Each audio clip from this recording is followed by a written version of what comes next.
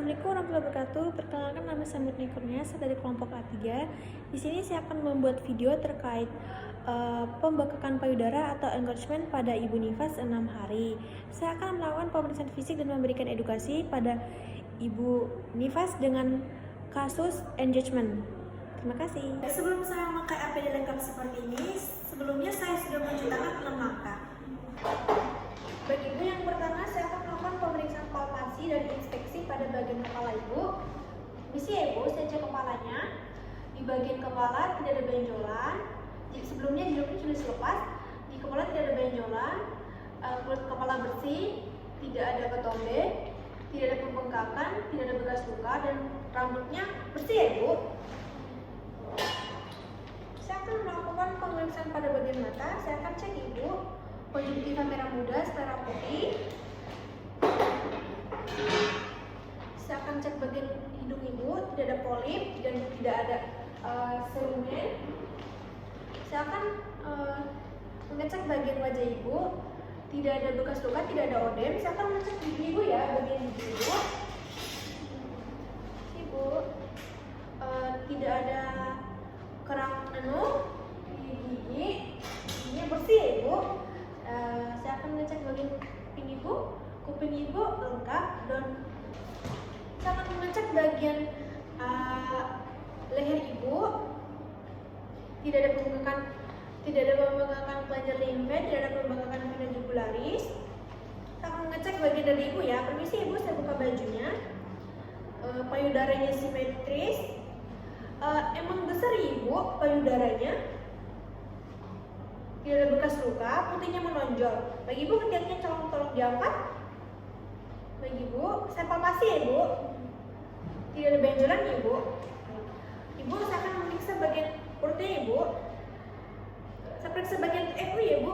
Bagi ibu, TFU nya sekitar 2 jari di bawah pusat, tidak ada bekas luka. Bersih mulut nggak ibu? Baik. Saya periksa bagian ekstremitas, bagian tangan dulu terlebih dahulu.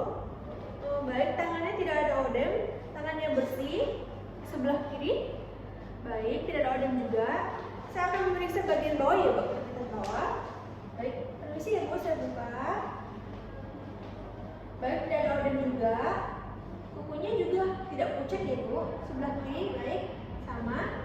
Saya akan memeriksa bagian genitalia ya Bu. Kalau kakinya diketuk Bu.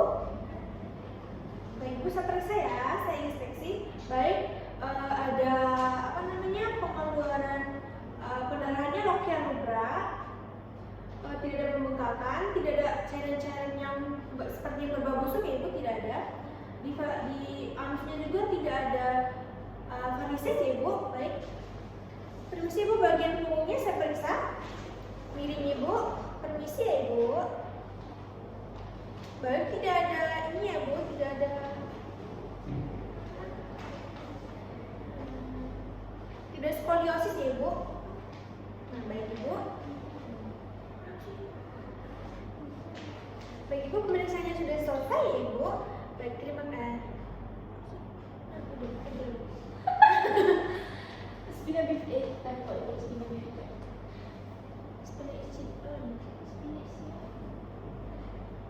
Spina bifida. Oh ya. Skoliosis.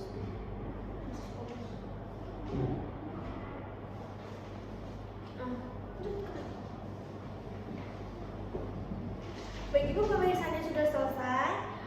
Ibu silakan ke meja konsultasi. Saya izin membereskan alat dan mencuci tangan.